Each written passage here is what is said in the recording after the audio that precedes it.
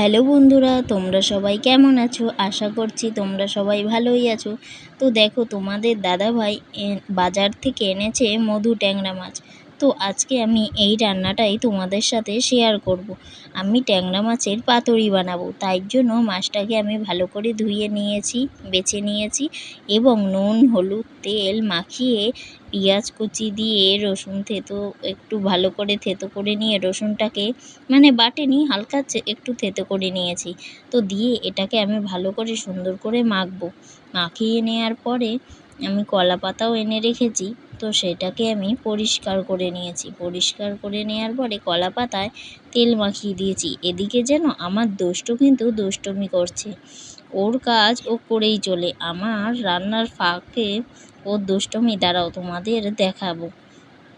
ও কিন্তু দুষ্টুমি করতেই থাকে ফাঁক পেলেই, জানো না এত দুষ্টামি করে যে আমি রান্না করতেই পারি না। মাঝে মাঝে রান্না বন্ধ করে দিয়ে ওর কাছে আমায় দৌড়ে যেতে হয়। রান্না অর্ধেক হতে থাকে আর এদিকে ওর পিছনে আমার দৌড়াতে হয়। এত দুষ্টু হয়েছে ও আজকাল, খুবই যেন দুষ্টুমি করে। তো দাঁড়াও, তোমাদের আমি ওর দুষ্টুমির কিছু ভিডিও দেখাচ্ছি। তো মাছটা তার আগে আমি সুন্দর করে সাজিয়ে নিয়েছি। দেখো, মাছগুলো পিসগুলো কিন্তু ছোট্ট এবং বেশি বড়ও না, খুবই সুন্দর। তো মাছগুলো আমি সাজিয়ে নেব এবং যে মশলাটা থাকবে, ওই যে মাছের মধ্যিখানে যে ফাঁকাগুলো আছে সেইগুলো আমি ফাঁকাটা ভরাট করে দেব সেই মশলাটা দিয়ে।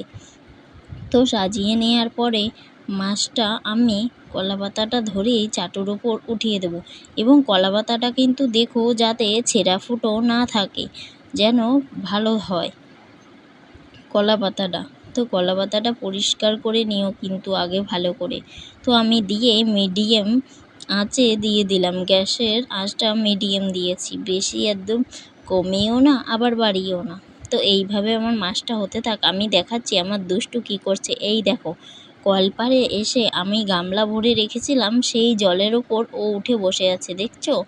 এদিকে সাবান সব কিছু রয়েছে, ও সব কিছু নিয়ে ওরকম দুষ্টুমি করতে থাকে মাকে। এখন দেখবে ওকে আমি উঠাবো আর ও উঠতেই চাইবে না, কি কান্নাই না করে। ওকে ভোলাবার জন্য এই দেখো আমি ওকে গামছাটাকে শাড়ির মতো পরিয়ে দিয়েছি, কিন্তু ও কান্না করেছে।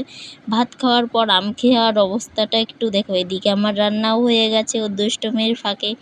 তো দেখো, তার সাথে কিন্তু আমি গাটি কচুও রান্না করেছি সেই ট্যাংরা মাছের মাথা দিয়ে।